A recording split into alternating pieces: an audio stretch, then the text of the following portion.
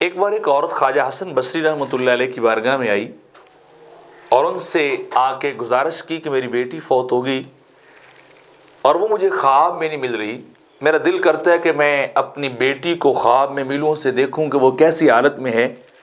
تو مہربانی کیجیے آپ مجھے کوئی وظیفہ، کوئی دعا، کوئی کلمات بتائیں کہ جن کو پڑھوں تو میری بیٹی مجھے خواب میں مل جائے. تو آپ نے اس سے کچھ کلمات بتائے. وہ بی بی گھر چلی گئی اور گھر جا کر اس عورت نے کیا کیا، وہ دعا پڑھی تو رات بیٹی خواب میں ملی. تو اس نے اپنی بیٹی کو جب خواب کے اندر دیکھا تو وہ جہنمی لباس اس کو پہنایا گیا تھا، قدموں بیڑیاں تھی، آگ کے اندر وہ جھلس رہی تھی. تو وہ عورت بڑی پریشان ہوئی کہ میری بیٹی مرنے کے بعد عذاب کے اندر مبتلا ہے، آگ میں جل رہی ہے اور اس کا کوئی برسان حال ہے، اس کو بچانے والا نہیں. وہ بڑی پریشان ہوئی کہ کوئی ہیلا، کوئی ایسی بات ہو کہ میں اپنی بیٹی کے لیے کروں اور میری بیٹی جو ہے وہ عذاب سے بچ جائے. تو وہ عورت گئی تو اس نے جا کے وہ خواب اپنا خواجہ حسن بصری رحمۃ اللہ تعالی علیہ کو سنایا.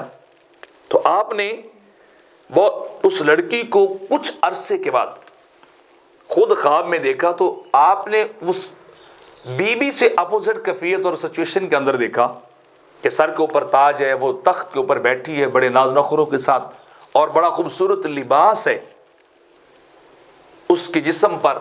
تو آپ نے اس سے پوچھا کہ یہ کیا ہوا، تمہاری ماں تو کہہ رہی تھی کہ میری بیٹی عذاب میں آگ میں جل رہی ہے اور میں تمہیں دیکھ رہا ہوں کہ تم بڑی خوبصورت اور بڑی اعلیٰ زندگی گزار رہی ہو.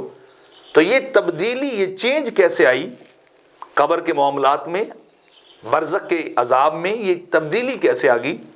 تو اس نوجوان لڑکی نے کہا کہ بات یہ ہے کہ اس قبرستان سے ایک بار اتفاق سے ایک شخص درود پاک پڑھتا ہو، درود شریف پڑھتا ہو گزرا، اونچی اونچی آواز میں پڑھتا ہو، قبرستان سے گزرا تھا.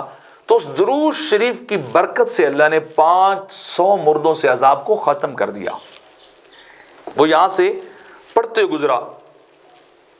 تو آپ بڑے حیران کہ ایک شخص صرف درود شریف پڑھتا ہو قبرستان سے گزرے تو اللہ قبرستان والوں کا عذاب ختم کر دے، اللہ ان سے عذاب کو دور کر دے.